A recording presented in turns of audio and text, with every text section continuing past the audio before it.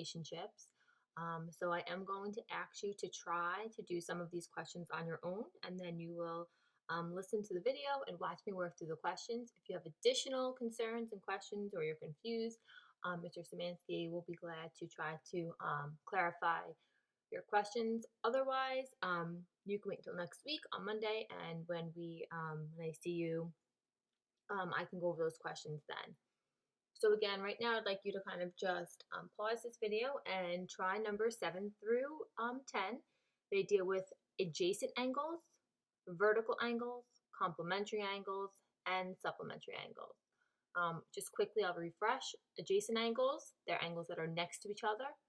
Vertical angles formed by two intersecting straight lines, they're opposite each other. Complementary, two angles whose sum is 90.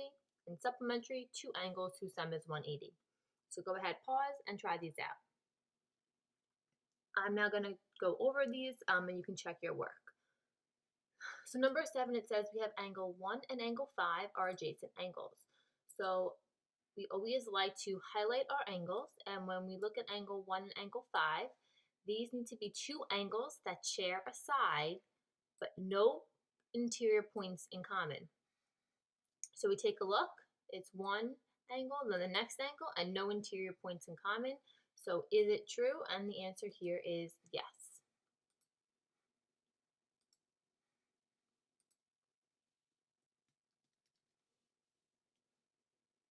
And you can simply say they share a side.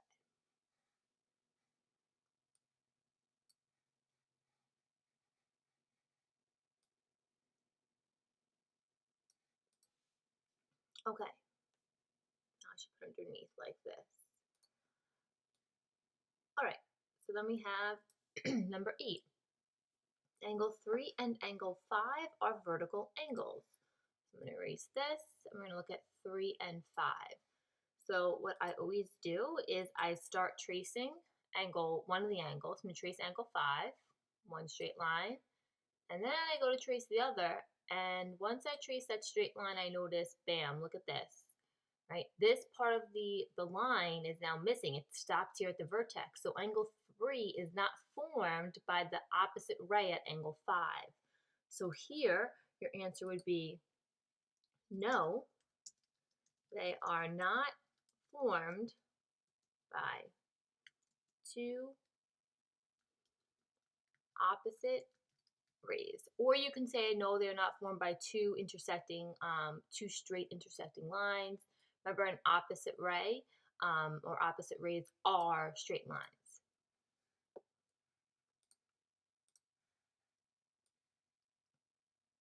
Okay. Number 9, angle 3 and angle 4 are complementary. So if 3 and 4 are complementary, they're simply two angles whose sum is 90 degrees. So let's take a look. Angle 3, and then we have angle 4. Okay, so if we look at 3 and 4, they're definitely not complementary, right? Angle 3 is actually an obtuse angle, so there's no way that these two could be complementary. But 3 and 4 are actually not complementary. They're a linear pair, so they're supplementary. So we're going to fill that in for number 9.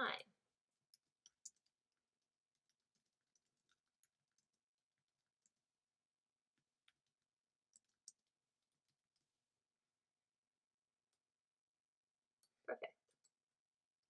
Okay, then it says angle 1 and angle 2 are supplementary. So let's take a look.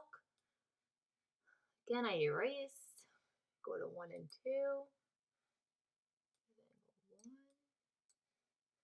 And then we trace angle 2. Remember, when you trace, you should be tracing the two rays that make up the angle. So 1 and 2 looks like they form this right angle box, which don't make them supplementary, makes them complementary. So angle 1 and 2 are supplementary. No.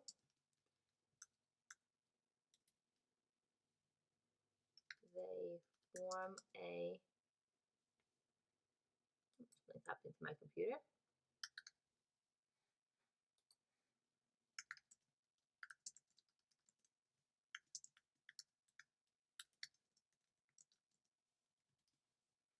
Here we go. They form a right angle, therefore they add to 90. And there we have it. Okay, So it was 7 through 10.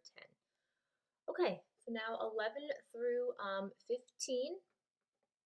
I'm going to again ask you to just pause and try 11 through 15. For this now, you're going to name an angle or angles that describe what you're asking here by using this diagram.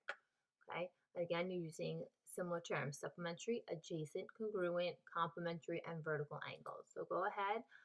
Here are your instructions. You can pause and try that out. I'm going to zoom in.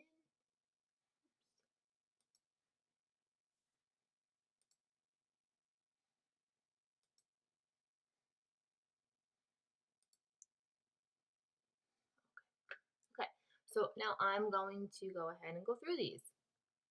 Number 11, we have to find an angle that's supplementary to angle AOD.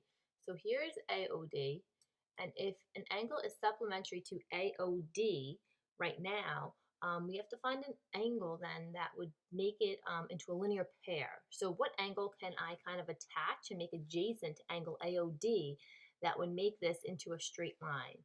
And one angle, so if I want to continue this into a straight line, let's pretend I go like this. Boop. Right, I'm going to go from here all the way down. So that means I would have to add on this angle right here to my blue angle, and that's angle DOC. So one potential angle is angle DOC, or here's another way to look at this. Right, the angle that I have initially is angle AOD, so that's this angle here. But now I needed to make this into a linear pair, right? So I just extended ray OA. I'm now going to extend the other ray this way. Now here's my straight line. So now I need to account for this tiny angle right here, which could be angle AOB. So or angle AOB. There we go. So it's number 11. Number 12. A pair of adjacent and congruent, or an angle that's adjacent and congruent to angle AOE. Okay, so it must be next to angle AOE, and it has to be the same angle measure. So let's first trace angle AOE. We need to know what angle we're discussing here. Okay, so the angles that are adjacent to it would be this angle here, AOB, which this angle at AOE is 90 degrees. AOB is not 90. The other angle that's adjacent to it would have to share side OE. And now to get the 90 degrees, I have to go from O to C. So it's angle EOC. Okay. There are lots of angles that are adjacent to angle AOE, but there's only one angle that's adjacent and congruent. So adjacent and the same size to angle AOE. Okay, now we need an angle supplementary to angle EOA. Okay, so EOA. So again, highlight, right? EOA. Okay, so that's our 90-degree angle. Something that's supplementary to 90 must also add to 90 degrees, right? So what's the other angle, or how do I turn this into a straight line to make it into a linear pair? So if I go like this, right, I need to take into account that I need to find the other angle, this angle here, and that's the angle I have to add on. So EOC, that's the other right angle. Again, as I'm doing this, if you have any questions, obviously I can't hear your questions right now, but please pause, and as a class, you guys can go over and discuss it a little bit more in depth. Okay, now an angle that's complementary, so has to add to 90 to angle EOD. So EOD. So now your 90 degrees, right, this whole little square here is 90. So you have this angle right here. You need to add on from here to here. So how do you name this angle here? Remember, you start at one arrow, one end, go to the vertex, go back out to the other. DOC will eat up this angle here. Angle DOC. Now, here's the interesting thing about this one. Remember, in order to be complementary, right, you have to add to 90. But it doesn't state that you have to be adjacent and add to 90. So there's another angle on this page that's equal to angle DOC. And that's its vertical angle over here at AOB. So if DOC and this angle add to 90, that means that AOB and this angle would add to 90 because AOB is the same as DOC. So this actually has two answers, DOC and angle AOB. And it's because they're vertical angles. Okay.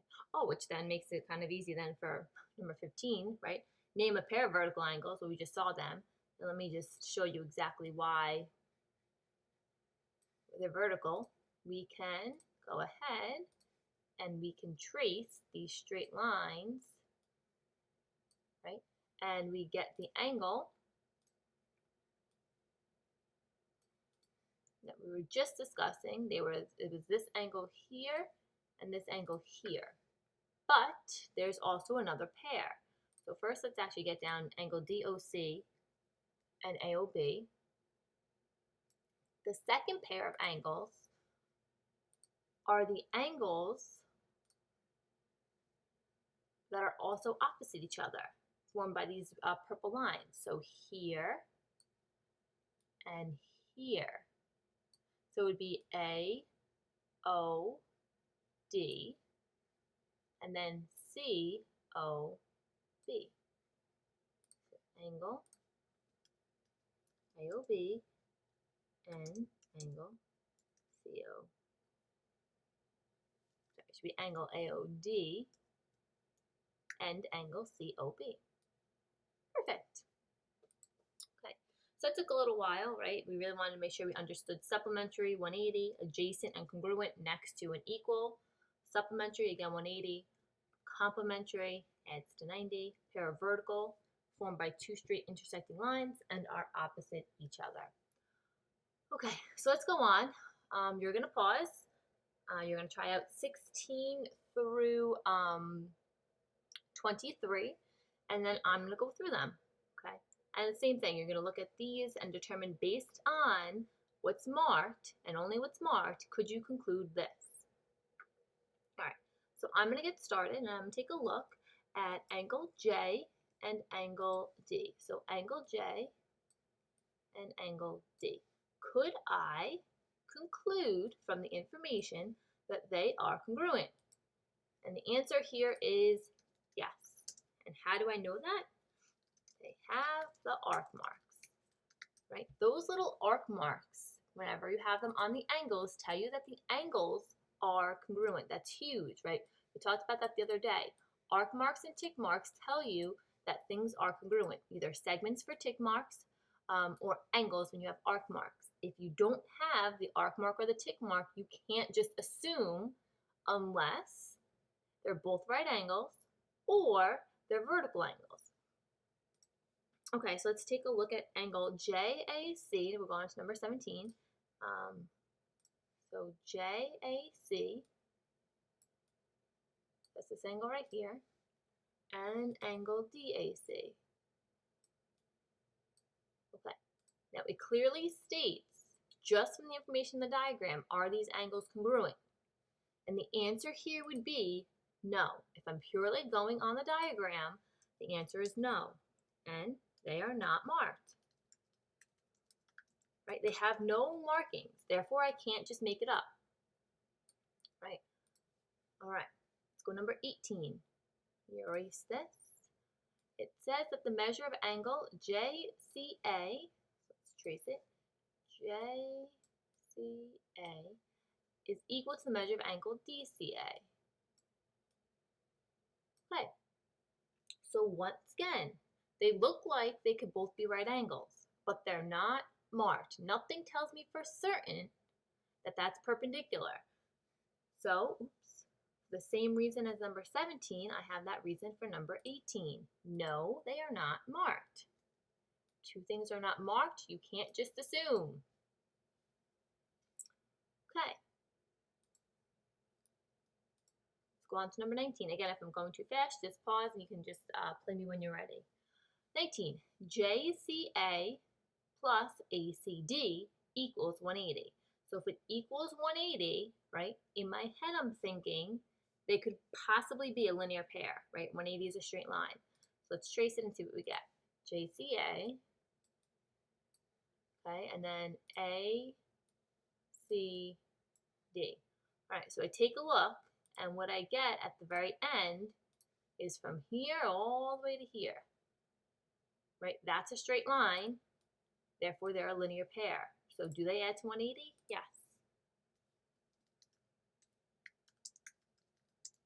They're a linear pair. We know linear pairs are supplementary. They sum to 180. Okay. 20. AJ is congruent to AD. Now these are segments because it has the bar. So from A to J, that segment, so I trace from A to J, and then I trace from A to D. Are they congruent? I take a look. They have these tick marks here and here, so your answer is clearly yes.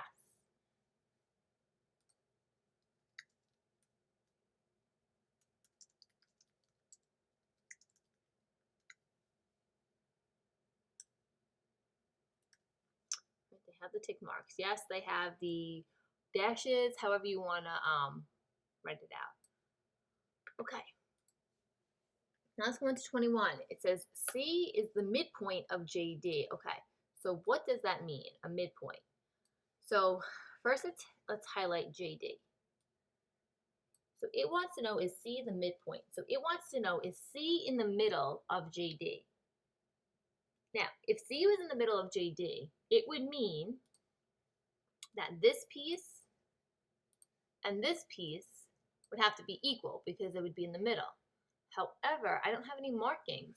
So again, it looks like C is in the middle, but with no markings, I can't assume that.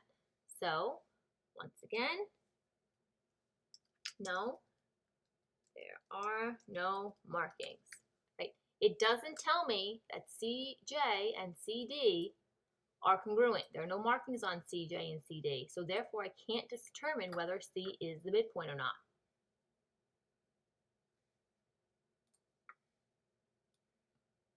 What just happened? Okay, 22, it says JAE and EAF are adjacent and supplementary. Okay, so they have to be next to each other and be a linear pair or add to 180. Okay, so let's say, well, if they're adjacent and supplementary, they're going to have to be a linear pair. Okay, so let's see. JAE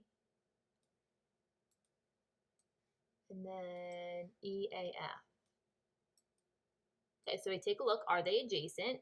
Yes, right? They overlap here with nothing else in common other than the vertex. And are they supplementary? So do they form a straight line? So if I go straight from J through to F, is everything on that line? And the answer is yes. So your answer here is yes. Share a side and are a linear pair.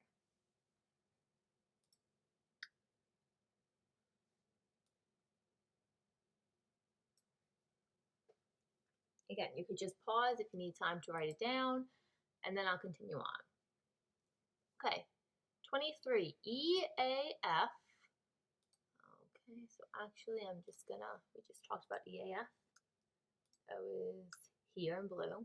And JAD, that's here, are vertical angles. Okay, so if they're vertical angles, they need to be formed by two intersecting straight lines, and they have to be the angles opposite each other. So to check, I take one of my angles and I extend the side through the opposite way, and I take a look. Here's one line. Do the same for the other. DA, go through to E. And is it the two angles that are opposite each other? Yes. So are they vertical angles? Your answer here is yes. Yes.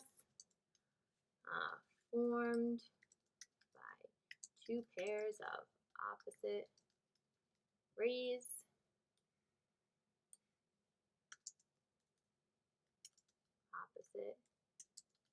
each other. Just kind of putting a lot there, right? They're formed by two pairs of opposite rays. They're also opposite each other. And that was 23. Okay, now going on to 24. So 24 is using this diagram here. It says name two pairs of angles that form a linear pair in the diagram at the right. Okay, so two pairs. So I need to state two angles and then another two angles that form a linear pair. So I need to get angles that make up this straight line right here. So when I put them together, from one to the other, they have to form this purple straight line. So first, I'm going to take care of this right angle, right? This is angle NMP. So I'm going to figure out for number 24, we have angle NMP and what other angle? So the other right angle, just to the left of this, that's also adjacent, would be angle PML, right? And when I put them together, I go from L all the way to N, and it's forming a straight line. So angle PML. Great. Now another pair. Let's think. Okay. Maybe you have a pair of angles you want to share, but another pair that maybe I see is this angle right here, QMP, and the angle adjacent to it that would form the straight line is QML. Oh, sorry, QMN and QML. So angle QMN and angle QML. There we go. Okay, that was number 24. Alright,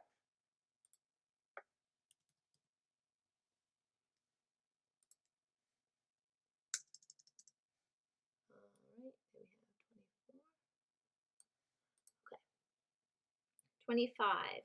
It says that we have a linear pair, which are angles EGF and GFH are a linear pair. That means that they add to 180. So here I'm going to put that they're supplementary.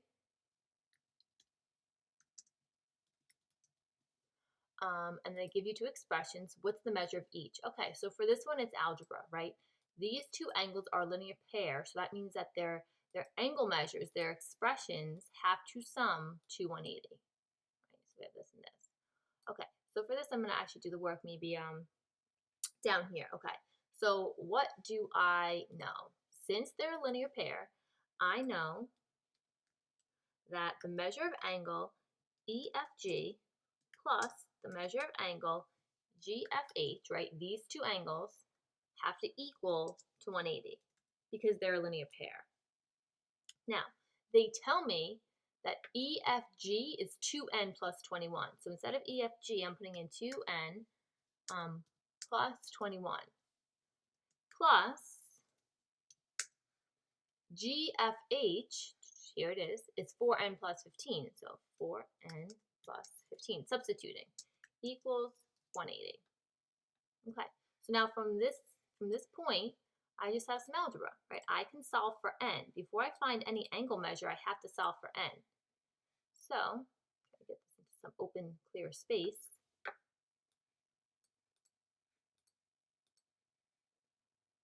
Again, maybe you want to pause and you can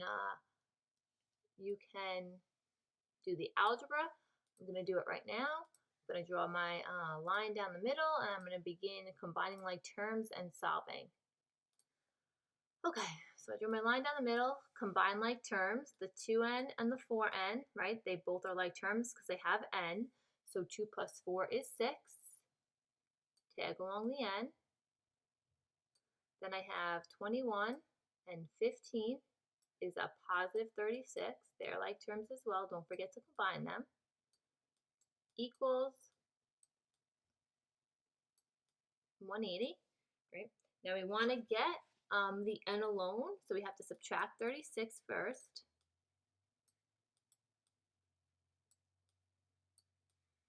There we go. So now we have 6n equals 144.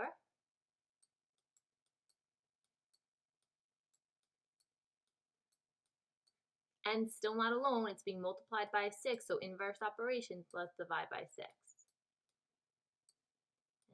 And n equals 24. So now n is 24. You can pause this if you have to catch up. What I need to do is go back and read.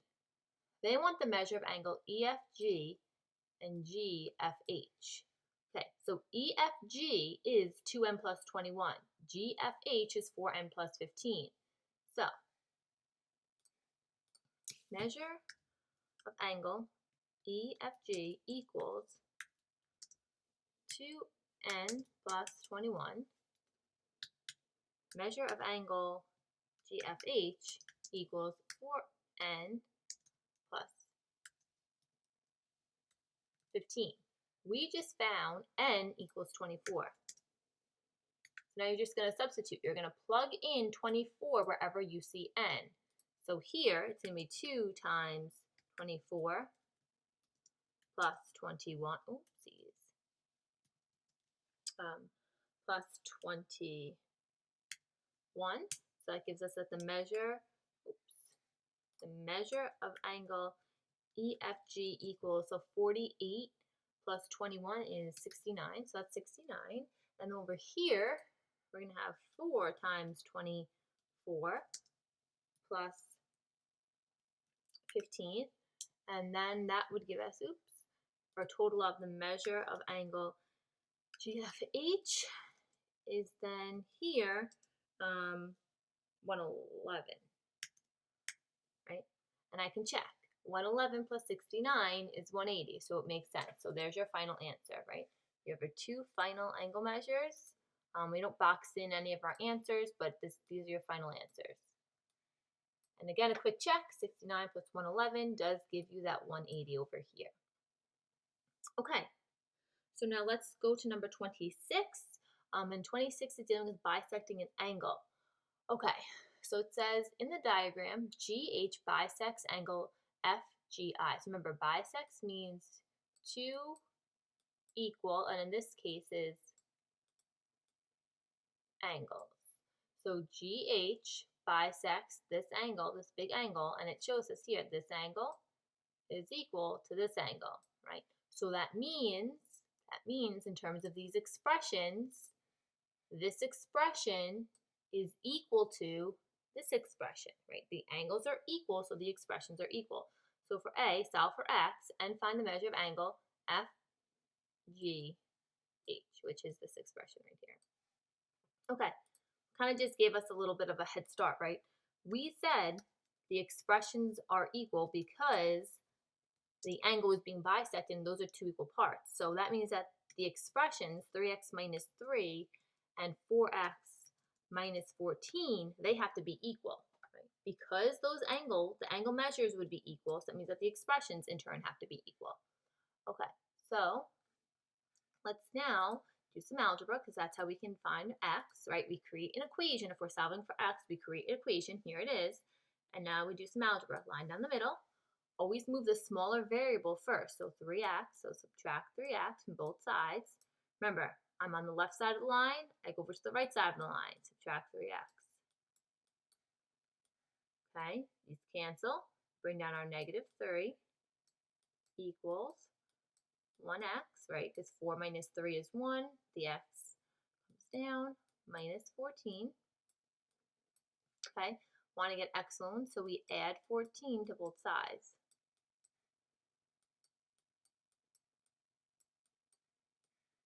Okay, so we now have x equals negative 3 plus 14. If you can't do it in your head, that's okay. Just use your calculator or use your phone calculator, your Chromebook calculator. You get 11. Okay, so that solves for x. We have to find angle FGH. So we just said FGH is 3x minus 3. So measure of angle FGH